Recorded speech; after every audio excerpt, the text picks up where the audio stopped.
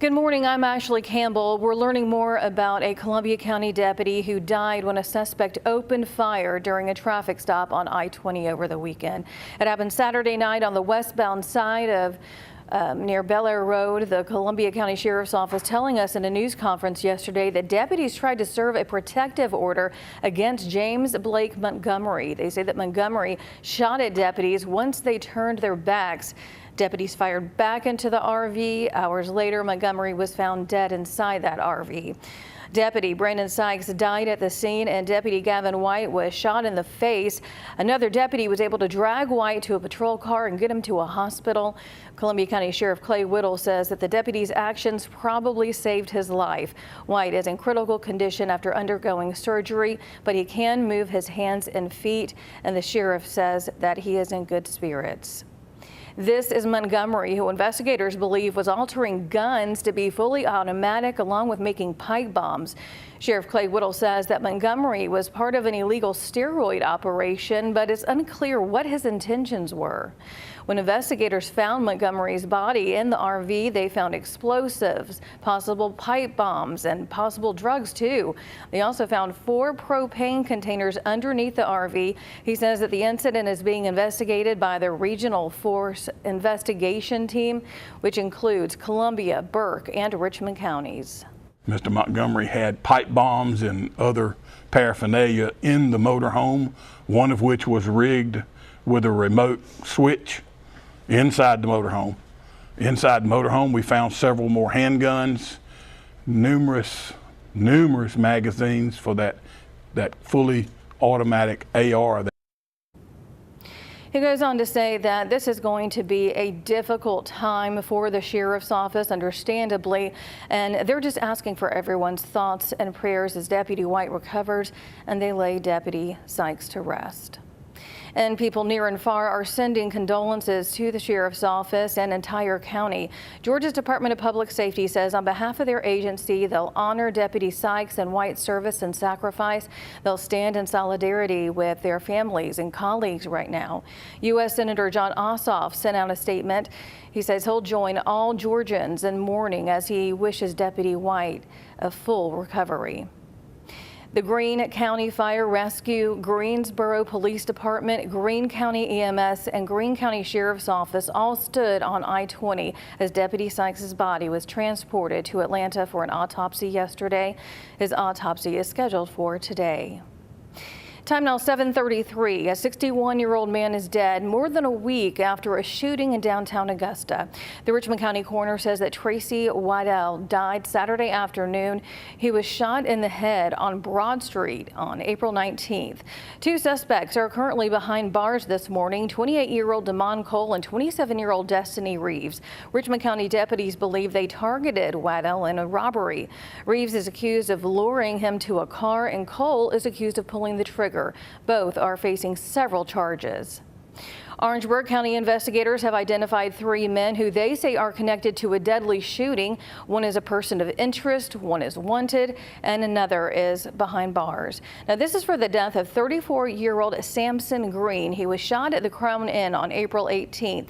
The sheriff's office considers Tynes Banton a person of interest. They say that Daquan Millhouse Kite is wanted for murder. If you see them or have any information, call the sheriff's office. Investigators say that Shadid Smith is charged with accessory before the fact of a felony. This as the sheriff's office has mentioned time and time again that they will bring anyone involved with Green's death to justice. We have a safety alert for you this morning. Check your fridge or your pantry. Martinelli's recalled more than 7,000 cases of their apple juice. The FDA says the cases might be contaminated with a poisonous substance that comes from certain molds often found in rotting apples. You can ingest it and you could feel sick. You could vomit or have other stomach issues. The bottles were sold in 28 states, including Georgia and South Carolina, so you're going to need to look out for the 10-ounce round glass bottles that have a white metal screw top lid. They would have been good until December 5th of 2026. Multiple lane closures coming to Columbia County this week, including one that's already underway. The first is on Gateway Boulevard. The lane closure is going to last from 9 a.m. until 3 p.m. each day from today to Friday, May 3rd. 30th. On Furious Ferry Road, the closure will be at the intersections of Hardy McManus Road and 3J Road. Lanes are going to be closed from 9:30 a.m. to 2 p.m. starting today through tomorrow.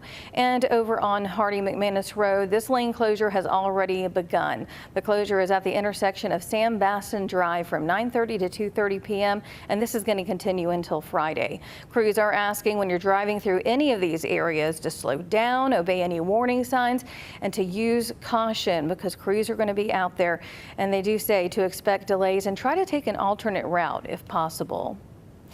Happening tonight, the Boys and Girls Club of Greater Augusta hosting their burger battle. Organizers say that they round up CSRA chefs to prepare specialty burgers to become this year's champions. So you're going to get to try them out from 5:30 p.m. to 7:30 p.m. outside their support center on Chaffee Avenue. That's going to do it on the news side of things. Excuse me. Let's go ahead and send it over to Tim with a look at your forecast. Which has been an absolutely beautiful start to the day. We're looking at sunshine and mainly just nothing but sunshine. A few scattered clouds just below us, Cabela Drive and Riverwatch Parkway with a little light morning traffic showing up here. It's cool as 53. Now, Augusta Regional, always usually a cool spot, but we're surrounded by mid 50s in Aiken, so not really that far off. We've got the nice cool planter to start and a nice warm finish. Lower 60s from Millen and Sylvania. Stepping it up here once we start moving into 10 to noon. Upper 60s. They're about a 10-degree difference there. Middle and upper 70s through lunchtime. Highs in the 80s, but around seasonal average highs. Upper 70s to low 80s here for today. We'll enjoy a breeze that'll continue to keep that air stirred up as well out of the east at 5 to 10. Now we're going to get a little warmer over the next few days. 84, 86 into Wednesday, but as warm as 88, kind of getting a little bit closer to that 90-degree mark with some heat. By about Friday, we're starting a little bit of a trend downward back into the lower and mid 80s as we approach the weekend. 60s for right now and 50s will jump into those middle 70s, 75 to low 80s heading into 5 o'clock. We're enjoying that easterly wind here off the Atlantic. May lead to a few scattered afternoon clouds. Lows tomorrow morning are right back into the 50s and 60s again, between 55 and 60. So love seeing those nice cool mornings start off and a warm finish. A little flash of green here, less than 20%. We're not seeing rain tomorrow. It'll be a dry finish. High temperatures stay in the middle 80s and continue on the warming trend to the upper 80s until Thursday and Friday. Now that is where we'll find our only chance for rain this week. This 7-day outlook is extremely dry. Lows in the 50s and 60s, 86 with a 30% chance of afternoon storms. Otherwise, the weekend will cool down like we are today in the lower 80s. Have a great day.